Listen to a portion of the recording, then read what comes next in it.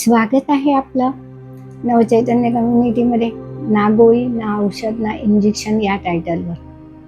मी Manjiri Bhadkar, life coach, EFT practitioner, हो ओनोगोनो, pranic healing, reiki healing यासारख्या अनेक मोडॅलिटी. आपण गेल्या वेळेला अगोदर आपण 7 डेज मिरॅकल टॅपिंग केलं. त्यानंतर आपण शरीराच्या विविध अवयवांवर टॅपिंग केलं. तुम्ही टॅपिंगचा सराव केला असेल, तुम्हाला त्यातून अनुभव आले असतील. टॅपिंग म्हणजे काय हेही तुम्हाला कळलं असेल की जे आपण EFTला पॉईंट वापरतो ते आपल्या मेरिडियन पॉईंट्सची किंवा आपल्या सर्व चक्रांशी निगडीत असतात आणि हे मी तुम्हाला सांगितलेलं आहे. तर आता आपण विविध आजार, बघा आजार येतो तेव्हा बॉडी पार्ट दुखतात, आपल्या भावना बदलतात, आपलं बॉडी सिस्टम बदलून जाते आणि आपण अचानक कशामध्ये तरी अडकतो. का अडकतो, कसं अडकतो हे आपल्याला कळत नाही आणि आपण त्याच भावनेमध्ये म्हणजे तेच बोलतो की मला बरं नाही, मला बरं नाही.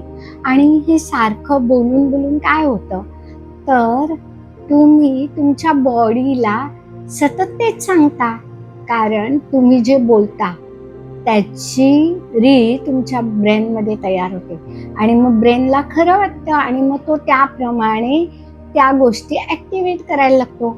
आता कोणत्या गोष्टी ॲक्टिवेट करायच्या आणि कोणत्या डिॲक्टिवेट करायच्या हे तुमच्यावरती अवलंबून आहे. यासाठी आपण विविध आजारांसाठी वेगवेगळं टॅपिंग करणार आहोत आणि हे टॅपिंग करताना तुम्ही त्याचा सराव करायचा आहे.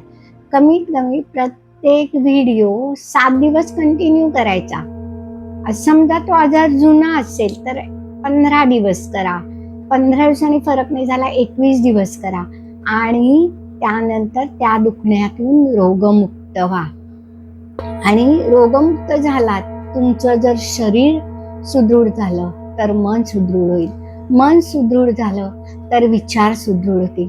आणि नेहमी लक्षात ठेवा की तुमचं जीवन हे तुम्हाला प्रगतीपथावर न्यायचंय, दुसरा कोणीही नेणार नाही.